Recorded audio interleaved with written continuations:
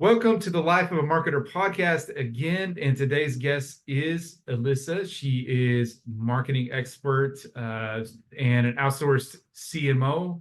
Elissa, welcome to the podcast. I'm going to allow you to introduce yourself. Tell us about who you are and what you do. Sure. Thank you so much for having me. I'm super stoked to talk to you a little bit today.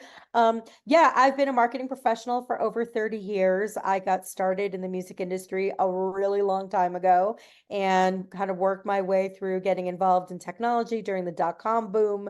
And now I specialize mostly in startups, small businesses, working with individuals. That's kind of my sweet spot. But I also get hired by larger companies to come in as a fractional CMO.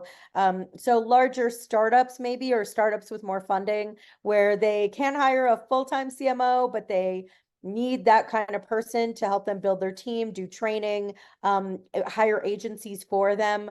So that's the kind of work that I do now. And it's been a really fun 3 decades of doing this work. Wow, 3 decades. You have a lot of experience. And Elissa also mentioned to me that she put some classes together that are on her website for training. Why don't you tell us a little bit about that? Yeah, so they're not launched yet. There is a waiting list on my ConvertGo marketing page where you can sign up to join the first cohort. There's actually going to be two classes that I'm launching that I'm really excited about. The first one is how to run a service-based industry. You don't have to be in marketing, but it's really geared towards someone who wants to build relationships and build that client base. It's not going to be a how-to like what you see on YouTube. You can go online and find out how to start a business.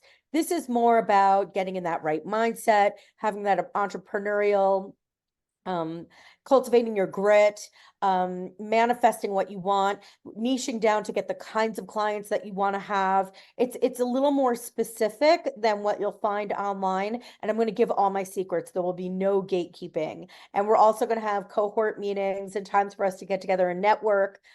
You'll also get one-on-one sessions with me. So I'm pretty excited. I've been working on it for longer than I thought I would be. So it's getting ready to launch. The other one's a little more woo-woo. I am also in a shaman apprenticeship, and I've been getting very much involved in lots of magic. And I'm applying that to the business mindset. And so I am going to be having a second workshop that I am launching that won't be as intensive as the first one I described. And that's about like exiting the matrix, starting your own business, and creating the life that you want by being an entrepreneur. So that's going to be a lot of fun too. All right, awesome, awesome. Thanks for sharing that. So, Yeah. what's the best thing about being in the marketing industry for you? I fell into it. I actually went to school. I did go to school for communications, but I went for film and broadcast and English, which I guess now, especially today, really relates to what we're doing now. At the time, I ended up falling into publicity. I'm a chatterbox and I'm friendly and I'm social, and it just kind of made sense. And I just started doing publicity in my 20s, and that's kind of how I got started. And what I love about marketing for me is after all this time is that I get to continue to be creative. I get to play with technology. There's new technology coming out all the time. I'm a real tech head. I'm a nerd, like I'm into that. So there's a lot of opportunity to like learn new programs and learn new ways to play with algorithms. And I get to write, I get to do graphics, I get to make art basically for other people. So for me, it's so much fun. It doesn't feel like work for me. I really love what I do. And so um, I hope that answers your question. I mean, the best thing, I mean, I get to make my own career. I get to make my own hours, which right now I'm working like 18-hour days. So that doesn't sound as glamorous as it can be some other days. But I just really, really love what I do. Like, I really enjoy it. And every time that I think I'm burnt out, I'm like, oh, I'm going to go do something else. And I'll stop and do a project or go get a full-time job or do something else. I end up coming right back to doing this. Like, this is like, it's kind of like when you play tag and you have that spot that's home. Marketing for me as a career is like home base. Can't go wrong. Awesome. Well, I feel exactly like you. Like, I a while back, I started to put in for some jobs, and then I was like, what am I doing? I don't want to. I'm an entrepreneur. I definitely have an entrepreneurial spirit, and I don't want to work for someone else. And I understand what you're saying. All right. What sort And of it's so advice? cool that we can work as digital nomads. I too am a digital nomad. So I love that you said, like, yeah, right now I'm in, another country or whatever. Like, I'm going to be in New Orleans next week for a whole week and I'll be able to work and eat beignets at the same time. Yeah, no, it's awesome. It is definitely. For those of you who don't know, right now I'm in Argentina. So if you regularly watch the podcast, a different background than normal, that's because I'm not in Texas. I'm in Argentina. All right. So what sort of advice do you offer to those that are in the marketing industry right now? Like for newbies, like people coming in, or just in general? In general, you can take that question any way that you want. Um, you know, it's really, really important to follow other people's campaigns, and understand what other people are doing and learn the rules so you can break them. You can't go out of the box unless you know what the box is. So in terms of like putting your campaigns together, I think a lot of newer people in the industry forget that their strategy is really important. And so it's really, really important to align with like whoever is on your marketing team to synchronize those messages and get the most impact by having consistency across all of your channels. And if you're looking to get into freelancing and doing like what you and I are doing, where we run our own show, just like have confidence that you totally know what you're doing and you can learn by doing on the job, and people like need you. There's plenty of business to go around. I've seen on a lot of groups that I'm in, um, fellows saying, oh, it's so hard right now. I don't know how to get clients. Oh, I'm really struggling. And it's a lot like dating, right? You're going to have to keep going out there. You're going to have to keep swiping. You're going to have to keep networking to find that sweet spot client or that group of sweet spot clients. So, like, don't give up on yourself. Have confidence and know there is enough work for literally all of us. You and I can operate out here and still have enough abundance, both of us, and share ideas and share tips and tricks, and still also cheer each other on and be successful. Like there is enough work for all of us, and you can create the stable of clients that you truly desire by being really specific about what you want when you're going after them. Awesome. Awesome. I appreciate that. I agree with all those things you just said. What are your favorite research tools that you use when evaluating a competitor's campaigns? I, as much as I like data, I'm a visual and creative person. So what I do when I do a competitive analysis is I really pour through their social media. I will go through all of their channels and I'll look at what kind of engagement they're getting, and I'll look at how they're gaining that engagement. Are they being consistent with asking questions all the time on their socials? Are they responding a lot to the people talking on their socials? Are they posting consistently? If you look at their social media channels as a barometer and then go to their website and all the other stuff, it's pretty clear how synergized they are in their messaging. I'll also compare their social media to their press releases if they have like a news feed, and to see if like they're aligning with their press person. Are they aligning with their salespeople? Like, is it all consistent? I'll go and look for that. Um, my favorite account to follow for social media stuff is actually the Oreos account. I strongly recommend, if you haven't looked at Oreos, they're always on trend and making trends. And it's a great spot to look at how they create user experience. Like they make you feel like you're eating an Oreo when you're looking at their product. There's some stuff they've been trying to figure out the short term video thing. And I don't think they're like nailing it as well as they were when they were just doing still social content, but still a great account to look at, no matter what sector, and technology, music, whatever. Like Oreos is a great account to look at when you're trying to figure out some trends in the marketplace. I actually did a video on that on Oreo. I think on Nabisco in general. I'm not sure if it was Oreo, but I actually made a video of that and I dissected their ads. So I used Oh, AdBeat, no way. and I'll have to dig that up and maybe I'll send it to you. Oh, But please do. That would yeah, be there's awesome. I'd love to see that. nothing beats just going on social media and like a lot of times we do the stalker thing where we go and we look at people's literal profiles that are following a certain competitor or that are, subscribed to the page or video or whatever. And we go and we try to look at their profile and figure out who these people are. And AI has sped up a lot of that, so you don't have to do it as much.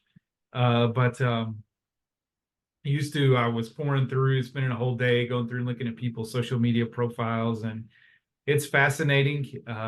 Sometimes I actually kind of miss doing that in a weird way, but using AI for a lot of that now.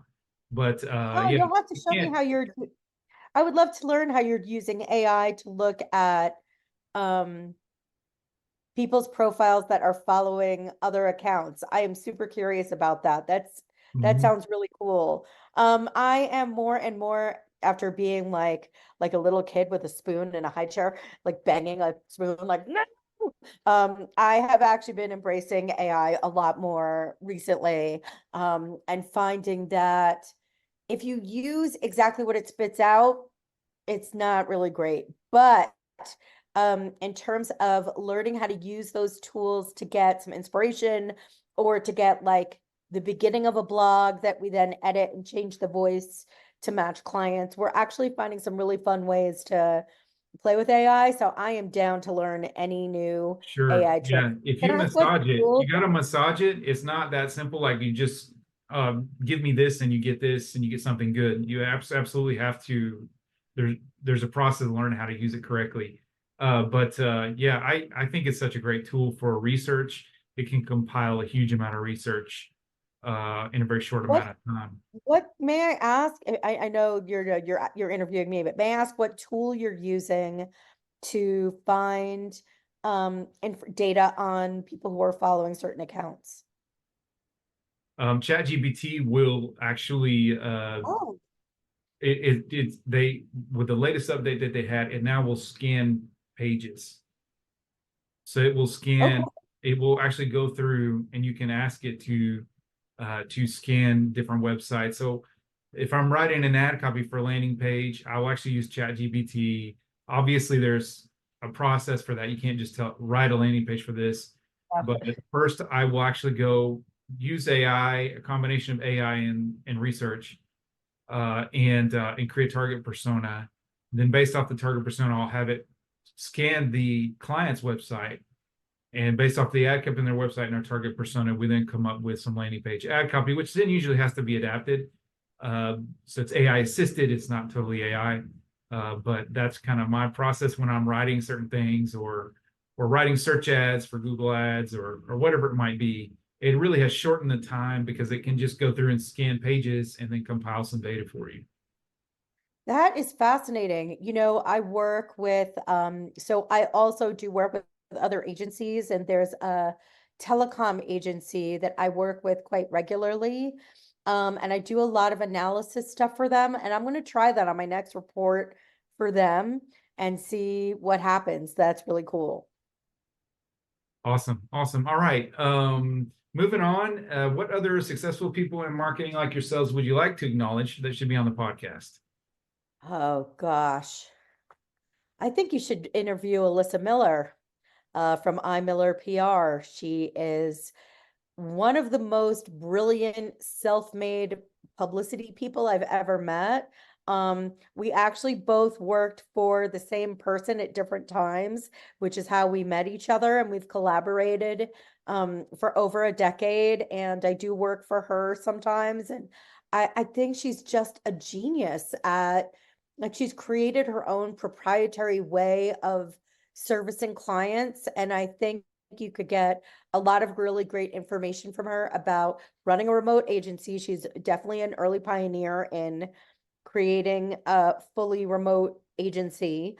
As far as, as far as entrepreneurs go, and her just way of supporting clients, and her philosophy is really unique. And I've learned a lot from her. And actually, I consider her a mentor. Sometimes I definitely go to her for advice and help. Awesome. Thanks for sharing that. We're definitely going to look her up. Yeah, Um, definitely. I can send you her info too. Yeah, she's awesome. awesome. Awesome. All right. So one final question. This is just for fun. Tell me the oldest technology you remember using. And you've been in marketing 30 years, so I expect a good Yeah. one.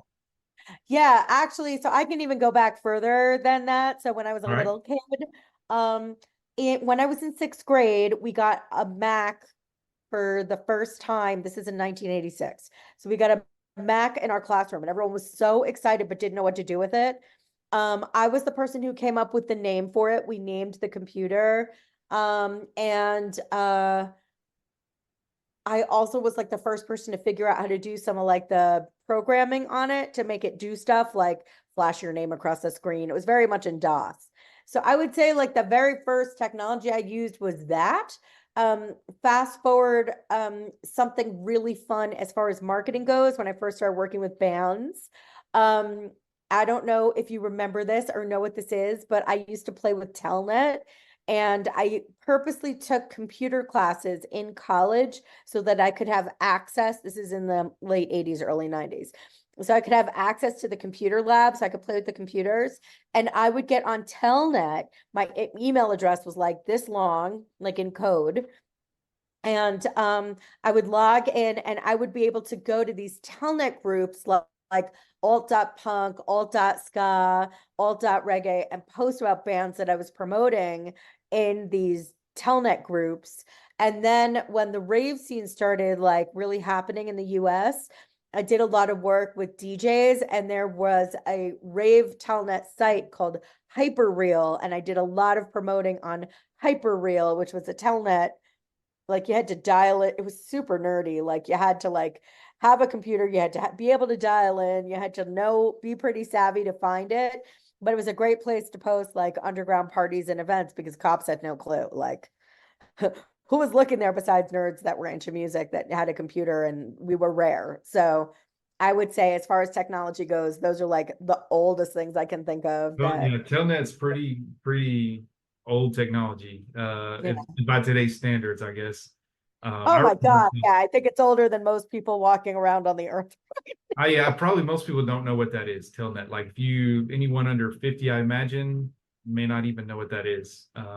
No, but like I actually tell know what what was it is because there was an older computer at some point somewhere that that had Telnet on it that I messed with or something. I messed with it when I was a kid or something like that. I remember that. Mhm.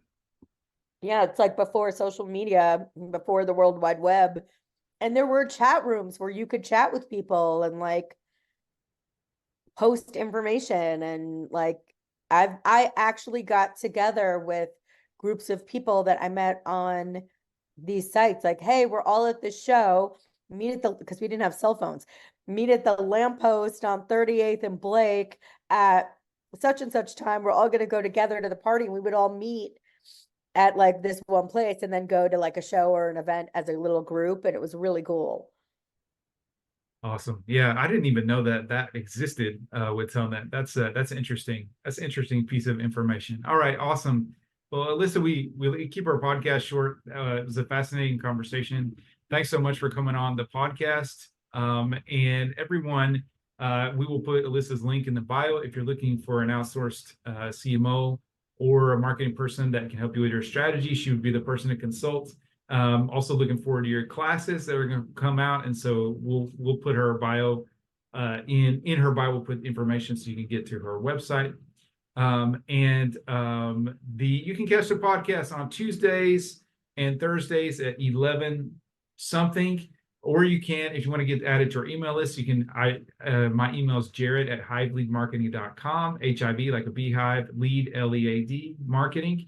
Send me an email. I'll add you to our list. If not, you can just subscribe to us on YouTube. We release on YouTube at the same exact time that we stream the podcast. You can get it there. Once again, Elissa, thank you so much for jumping on the podcast. Everyone, it's been great.